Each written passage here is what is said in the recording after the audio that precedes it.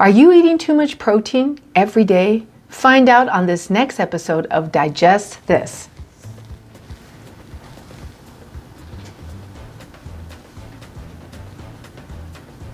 Welcome to Digest This, the show that helps you revolutionize your digestive health. Here are your hosts, Dr. Liz Cruz and Tina Nunziato. Hello and welcome to Digest This. I'm Dr. Liz Cruz and I've got Tina Nunziato sitting right here by my side. Thank you for joining us. If you're a regular listener, we love that you have been on this journey and we love your loyalty to checking out our episodes every week. If you're a new listener, welcome. And please check out our library. We have over 300, 400. Over 400. We're coming up on our 450th. There you go, over 400 episodes. And a lot of great topics that we've been doing for almost 10 years, I believe. Yes. Yeah, it's been a while. So, yeah, let's talk about protein. That's a big topic. And in general, it seems to be more so focused on the athletic world and somebody who's trying to build up their muscle mass. You know, you go to the gyms these days to work out, and they've got a booth, a little booth where you can buy a protein smoothie. I mean, there's all sorts of protein smoothie and shake places everywhere these days. And so it definitely is a big thing. But, in general, I mean, protein is just something that is absolutely very important, not just for someone who's trying to build muscle, but it's just important because our body needs protein. It's one of the building blocks for our body for making tissue, organs, muscles, tendons, enzymes. I mean, it's used not only on the visible level where you're trying to build muscle or just have healthy organs, but even on a microscopic level. All right, there's enzymes that are being used in your body, like thousands of enzymes for different reactions in your body, and those enzymes are made of protein. And so protein is very important for us to get protein in our diet. We hear people talk about fats and carbohydrates. So what about proteins? How much protein should we be taking every day? So this is a great topic for a nutritionist like Tina. Holistic nutritionist, Tina Nunziato. So let's talk about protein. How much protein should we be getting? So the rule of thumb is you take your body weight and you multiply it by 0.36. Okay. So you should be getting about that many grams of protein per day. I mean, a lot of it too is based on your age, your weight. Like for somebody my age, which I'm going to be 50, I weigh under 150 pounds. I should be eating about 50 to 55 grams of protein per day on average, right? I think one of the reasons why I wanted to do this podcast was because a lot of people are concerned about protein, which they should be. You want to make sure you're getting enough protein. But here in the United States, it is very unlikely that you're not getting the right amount of protein per day. In fact, we tend here in the United States to eat almost double, if not triple, the amount of protein that our body actually requires every day. And so, because we eat a lot of meat, right? We eat a lot of meat, we eat a lot of dairy, and you get protein from those things. And so there is good versus bad proteins, because the meat and the dairy are saturated fats. They can cause inflammation in the body. And so there are other healthier ways of getting protein. But just in general, I feel like patients especially will be like, well, I have to eat protein at every meal. It's like you actually don't have to have protein at every meal, right? I mean, something as simple as doing, like you were mentioning, the protein shakes are very popular now.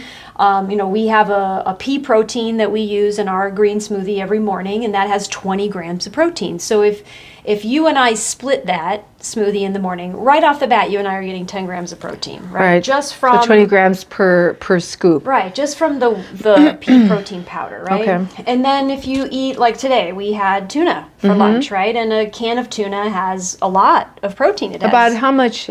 About 20 grams of protein in a typical can of tuna. Okay. Yeah, so right there, like at lunch, we're at 30 grams of protein already, right?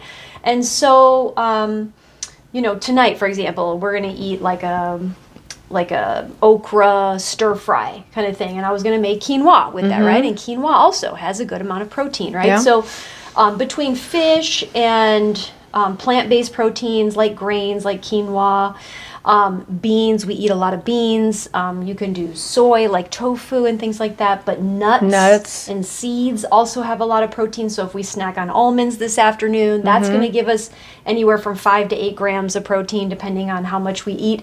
So right there. Can you mention some of the seeds that are high in protein? Pumpkin seeds, chia seeds, just, you could put these things in smoothies, you can snack on them, sesame seeds, sunflower seeds, those are all the main seeds. Okay. Anytime you're eating these seeds, and nuts for that matter, you always want to make sure they're not roasted and not salted, so they're raw. Okay, that's the important thing with eating, to not get the saturated fat. Right, you want to get the good fat. But the thing with also eating more plant-based proteins is that they're high in fiber, okay? Whereas most animal-based proteins, you're not going to get the fiber. And that's what you're missing. And so, but most people feel like they have to have, a protein at every meal. Yeah. And they really don't, right? So that's the thing I wanted to talk about, was just knowing how to calculate how much protein you need, and then really looking at the foods that you're eating and trying to incorporate more plant-based proteins into your diet every day, and feeling like you don't need to have protein at every meal in order to be healthy. You can't really overdo it with protein. I mean, you can eat a ton of protein. It's not going to hurt you, quote unquote. The thing with eating a lot of protein is once you've reached the level that your body requires, it's either going to turn that protein into energy or fat. And most of us, from my experience in doing wellness consults, a lot of them every week, most of us are living a pretty sedentary, sorry, not sedimentary. And sedimentary. That's geology, okay? It's good to mix it up. It's all good. A sedentary lifestyle, okay? So we're not moving a lot. We're not exercising, okay? I mean, so it's one thing if you're exercising a lot, you're working out a lot, you're running, you're at the gym, then yes, your body could probably use the extra protein, especially if you were trying to build muscle, right? But for those of us that are not moving the body, and we're not exercising, and we're not running and working out and things like that, then as you eat more protein, it's just going to create fat. Right. And so that's, again, something you need to kind of watch for and be careful of, because most people are trying to lose weight now, not gain weight, right? Yeah, and I actually, sometimes people will ask, can you get protein from a plant-based diet? Because, there are people that, like Tina mentioned earlier, I mean, most people are eating meat, okay? But there are a lot of vegetarians. I mean, there are a lot of people that are on a plant-based diet that are not eating meat. And yes, you can absolutely get a ton of protein, with a mix of the legumes, the beans, the nuts. Broccoli is actually a really great source of protein. And so there are a lot of things. The nut butters, all right? We've got, we do get an organic peanut butter that we use, and, we use it especially with the kids, but even we use it, and we'll as a snack, and celery sticks, or even like little spelt pretzels. We'll dip it in the peanut butter. But, sometimes we'll get almond butter, cashew butter, sunflower butter. All of those butters are really good and a great source of protein. And so you can absolutely get a great amount of protein if you're on a plant-based diet. Yeah, and some of the bean dips as well, like hummus. Yes. Hummus is another, so I'm glad you mentioned the nut butters, because those are great forms of snacks. Like in the afternoon, kids come home from school, we're cutting up an apple, dipping it in nut butters, right?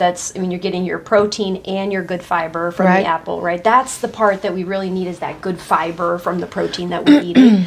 But the hummuses are really good for dipping, especially veggies, like any veggie that you love dipped in hummus. And they make all different flavors of hummus these days. Yes. And they actually make a lot of different bean dips these days. You just want to make sure you check the ingredients, make sure they're pure and there's not a lot of junk and sugar in them.